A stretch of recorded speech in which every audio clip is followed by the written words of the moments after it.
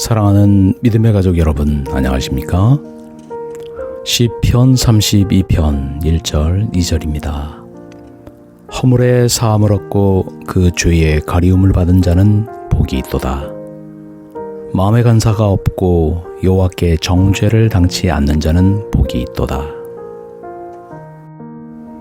1960년대 후반 세상을 떠들썩하게 했던 뉴스가 있습니다. 전쟁에서 귀가하는 퇴역 군인의 소식입니다. 그는 25년간 필리핀의 산속에 숨어 있었습니다.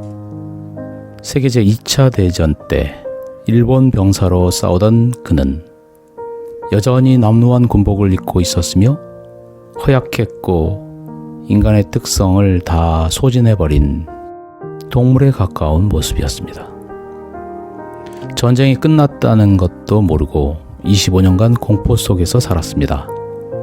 문명사회에서 끊어져 고립된 채 정글 속을 배회하면서 공포와 의심 속에서 간신히 목숨을 부지했습니다. 필리핀 정글 속에서 배회하던 그를 붙들었을 때 그는 전쟁이 이미 끝났다는 것을 도무지 믿으려 하지 않았습니다. 그는 이 소식이 단지 원수들의 기만책이라고 생각했습니다. 또 다른 많은 영혼들이 불신의 토굴에서 죄책의 무거운 짐을 지고 살아가고 있습니다. 전쟁이 끝났습니다.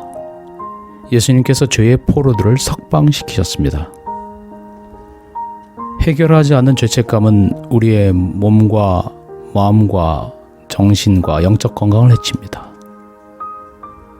구두 속의 돌처럼 죄책감은 대처하지 않는 한 우리의 양심의 아픈 곳을 마멸시키고 말 것입니다. 내부의 고소의 목소리는 때때로 마귀처럼 우리를 괴롭힐지도 모릅니다. 죄책감을 다룰 방법이 있습니다. 세 가지 종류의 죄책감이 있다는 것을 이해하면 도움이 됩니다.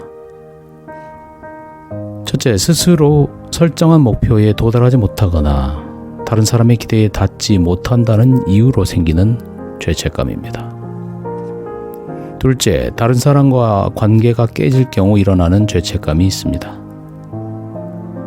누군가를 상하게 하는 어떤 말이나 행동을 했기 때문에 죄책감을 느낄 수도 있습니다.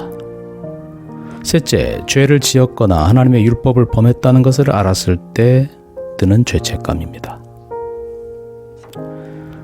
우리는 이 세 가지 죄책감을 심리적인 죄책감, 관계적인 죄책감, 도덕적인 죄책감이라고 부릅니다.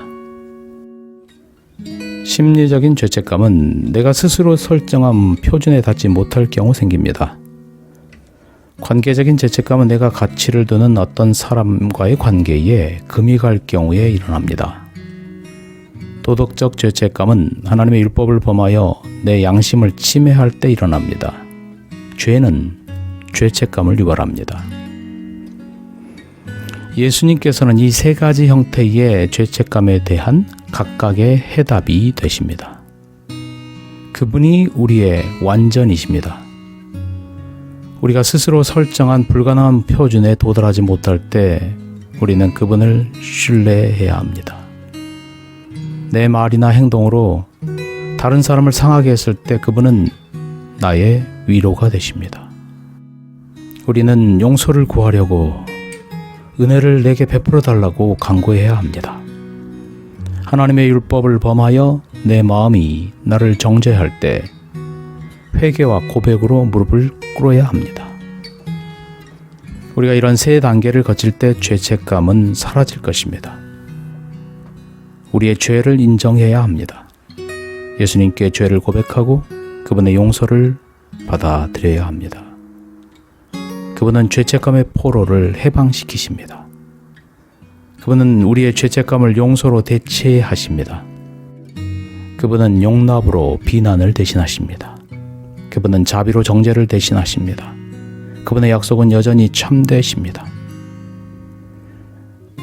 다시 우리를 긍휼히 여기셔서 우리의 죄악을 발로 밟으시고 우리의 모든 죄를 깊은 바다에 던지시리이다. 미가서 7장 19절 말씀입니다. 우리의 죄를 주님께 내어놓고 죄책감의 감옥에서 벗어나 진정한 용서를 경험하게 되길 소망합니다. 감사합니다. 행복한 하루 되세요.